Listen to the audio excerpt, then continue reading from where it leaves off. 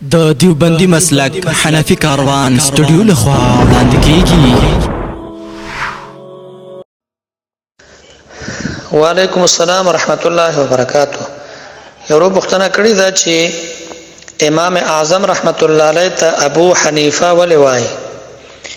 نو د خپل نوم نعمان ده، د پلار نوم ثابت ده، نعمان ابن ثابت، او پاتې شو ابو حنیفه. نو بعض خلکو دا مشوره کړې ده چې حنیفه د امام ابو حنیفه د لور نومو، او ابو حنیفه معنا پلار د حنیفه.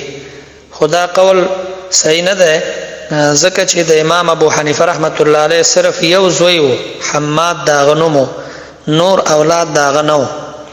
البته صحیح قول دا دی چې حنیفه د مؤنث د حنیف ده، او د حنیف معنا د المسلم المائل الى الدين الحنیف، هغه مسلمان چې هغه مائل وي دین حق طرف ته. او علامه ابن قیم رحمت الله علیه معنا کړی د المقبل علی الله المعرض عمن سواه. ابو حنیفه ویل کېږي المقبل علی الله، الله طرف ته توجه کوونکې او د الله نه ما سوا د هر شي نه اعراض کوونکې، دا معنا ده. او لفظ د ابو دا په معنا د ملازم او د صاحب سره راځي.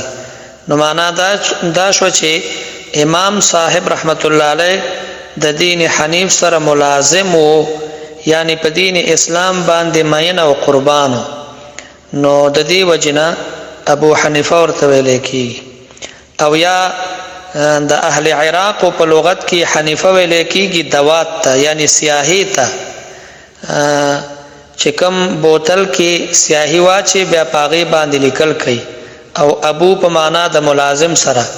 نو معنا دا چې امام ابو حنیفه رحمت الله علیه صاحب او ملازم د سیاهی د بوتل سره، یعنی علمی وسایل سره د امام ابو حنیفه رحمت الله علیه ډیر تعلق.